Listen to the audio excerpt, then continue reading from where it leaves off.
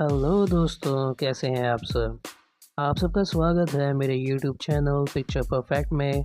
And आज की video में मैं एक ऐसी हॉरर फ्रेंचाइज के बारे में बात करने जा रहा हूँ जिसे लिटरली हर कोई जानता है। आप चाहे हॉरर एंड स्लैशर के फ़ैन हो चाहे ना हो, लेकिन आपने इस फ्रेंचाइज का नाम कभी ना कभी कहीं ना कहीं ज़रूर सुना होगा। And that is none other than the Wrong Turn franchise. And आज की वीडियो में मैं आपको इस फ्रेंचाइज से रिलेटेड कुछ ऐसे फैक्ट्स बताने वाला हूँ जो कि शायद आपने पहले ना सुने हो। तो चलिए बिना किसी देरी किए जल्दी से वीडियो शुरू करते हैं। Fact number 1। इस फ्रेंचाइज की शुरुआत अर्ली 2000s में हुई थी, जब इस फ्रेंचाइज की फर्स्ट इंस्टॉलेशन रॉन्गटन 2003 में रिलीज़ हुई थी। अपनी रिलीज़ से पहले इस मूवी ने खुद को ब्रूटल सर्वाइवल हॉरर कह के खुद को प्रमोट करा था।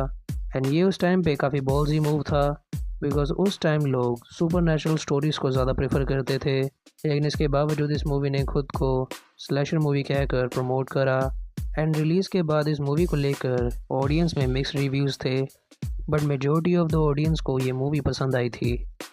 अपनी रिलीज़ के टाइम पे इस मूवी को कुछ इतनी खास रिकॉग्निशन नहीं मिली, लेकिन अपने रिलीज़ के कुछ साल बाद ये मूवी फैंस के अंदर काफ़ी फेमस हो गई।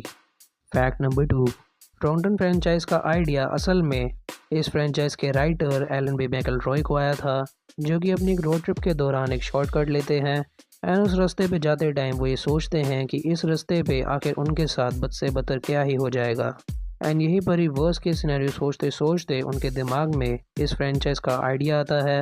एंड वो बैकवर्ड फोकलोर, सर्वाइवल हॉरर और कैनिबल लेजेंड्स जैसे एलिमेंट्स को मिलाकर इस फ्रेंचाइज का प्लॉट क्रिएट करते हैं।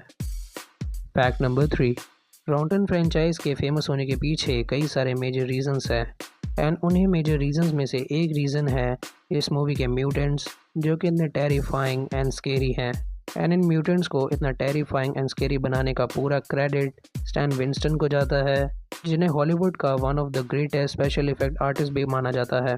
स्टैन विंस्टन ने रॉन्गटन से पहले Jurassic park, terminator, alien and predator जैसी मूवीज़ में मेकअप दिया है। एंड आप सबको पता ही है कि वो फ्रेंचाइजेस कितनी ग्रेट हैं। इन म्यूटेंट्स को डिज़ाइन करने के लिए स्टैन विंस्टन ने prosthetic makeups, full body suits and special effects का यूज़ करा था, जिसकी वजह से वो इतने टेरिफाइंग एंड स्केरी बन पाए। Fact number 4। रॉन्गटन मूवी के अंदर हमें कई सारे कैनिबल्स दिखाए गए हैं, जैसे कि Saw Tooth and One Eye. And इसके साथ ही साथ हमने इस फ्रेंचाइज के सेकेंड पार्ट में पूरी की पूरी कैनिबल फैमिली देखी थी। पर क्या आपको पता है कि इन सभी कैनिबल्स में से थ्री फिंगर सबसे ज़्यादा फेमस है। एंड ऐसा इसीलिए बिकॉज सभी म्यूटेंट्स में से वो सबसे ब्रूटल एंड सैडिस्टिक पर्सनैलिटी वाला कैरेक्टर है। वो लोगों को सिर्फ फिजिकली ही नहीं बल्कि मेंटली एंड साइकोलॉजिकली भी टॉर्चर करता है। एंड इसके साथ ही साथ वो बो एंड एरो चलाने में भी काफ़ी एक्सपर्ट है, जो कि उसे और भी टेरिफाइंग बनाता है। Fact number 5। रॉन्गटन फ्रेंचाइज में असल में हमें टोटल 7 मूवीज़ देखने को मिली है। पर क्या आपको पता है कि रॉन्गटन 2 डेड एंड को फ़ैन फेवरेट मूवी कहा जाता है। एंड ऐसा इसीलिए बिकॉज उस मूवी के अंदर लिटरली सब कुछ है। उस मूवी में आपको सस्पेंस मिलेगा, सर्वाइवल मिलेगा, एक्शन मिलेगा, गोर मिलेगा। एक तरीके से कहा जा सकता है कि वो मूवी एक पूरा फैमिली पैक है। आमतौर पे क्लासिकल फ्रेंचाइजेस की फर्स्ट मूवी फैंस के लिए काफ़ी स्पेशल होती है, बट रॉन्गटन के केस में ऑडियंस रॉन्गटन 2 को रॉन्गटन 1 से ज़्यादा प्रेफर करती है। Fact number 6। जैसा कि मैंने आप सभी को बताया था कि रॉन्गटन 2 को फ़ैन फेवरेट कहा जाता है, पर क्या आपको पता है कि इस पूरी फ्रेंचाइज की सबसे ज़्यादा हेटेड मूवी कौन सी है। इस सवाल का जवाब है रॉन्गटन 6 द लास्ट रिजॉर्ट। एंड इस मूवी को सबसे ज़्यादा हेटेड इसलिए बोला जाता है बिकॉज उस मूवी में लिटरली कुछ भी नहीं है। वो मूवी सिर्फ अपने क्रिएटिव गोर और अपनी न्यूडिटी के लिए फेमस है। उस मूवी की स्टोरी का कोई अता पता नहीं है कि उस मूवी की स्टोरी कहाँ से कंटिन्यू होती है। क्या वो एक प्रीक्वल है या फिर उस मूवी की स्टोरी थर्ड पार्ट के बाद की स्टोरी है।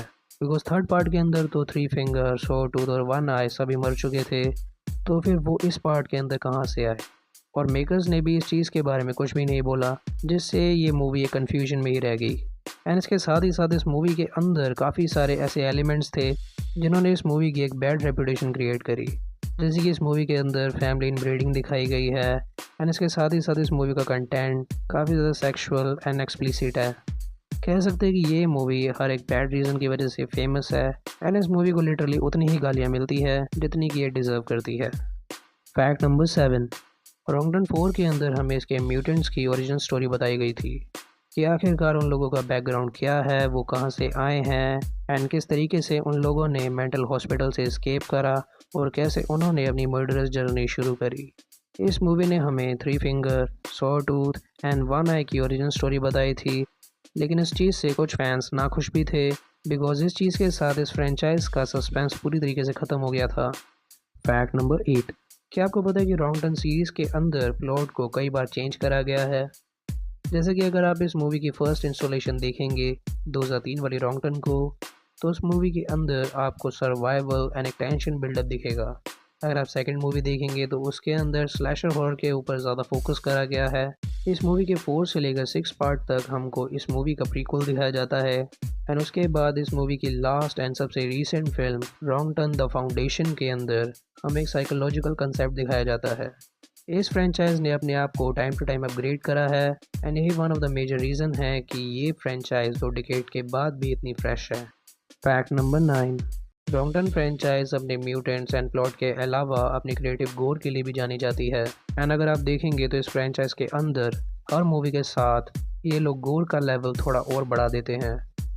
अगर आप इस फ्रेंचाइज की अर्ली मूवीज़ देखेंगे देन आपको simple and easy that traps दिखेंगे, लेकिन जैसे जैसे आप इस फ्रेंचाइज के अंदर आगे बढ़ते जाएंगे वैसे वैसे ग्राफिकल डिटेल्स काफ़ी बढ़ती जाएंगी एंड दैट ट्रैप्स और भी ज़्यादा कॉम्प्लेक्स एंड पेनफुल होते जाएंगे। फैक्ट नंबर 10, रॉन्ग टर्न 6 से इतनी ज़्यादा बेइज्जती करवाने के बाद मेकर्स ने 8 साल बाद रॉन्ग टर्न द फाउंडेशन के साथ कम बैक करने का ट्राई करा था एंड रॉन्ग टर्न 6 ने इस फ्रेंचाइज की इतनी मिट्टी पलीत कर दी थी कि इसके डैमेज कंट्रोल के लिए उनको म्यूटेंट्स को ही अपने प्लॉट से हटाना पड़ गया था। ये मूवी एक साइकोलॉजिकल मूवी थी जो कि कैनिबल से ज़्यादा कल्चरल हॉरर के ऊपर ज़्यादा बेस्ड थी, लेकिन इस चीज़ से काफ़ी लोग नाखुश भी थे और वो इसलिए बिकॉज रॉन्ग टर्न अपने म्यूटेंट्स के लिए ही तो फेमस थी एंड मेरे अकॉर्डिंग रॉन्ग टर्न में से म्यूटेंट्स को निकालना एक बैड आइडिया था बिकॉज अगर मैं अपनी बात करूँ तो मैं यही देखना चाहता था कि ये छोटा छतरी इस बार क्या ही गुल खिलाएगा, बट छोड़ो यार। तो ये थे रॉन्ग टर्न फ्रेंचाइज से जुड़े कुछ इंटरेस्टिंग फैक्ट्स एंड अगर आपको मेरी ये वीडियो पसंद आई then like share and subscribe for more such videos. मिलता हूँ मैं आपसे अपनी नेक्स्ट वीडियो में, तब तक के लिए गुड बाय।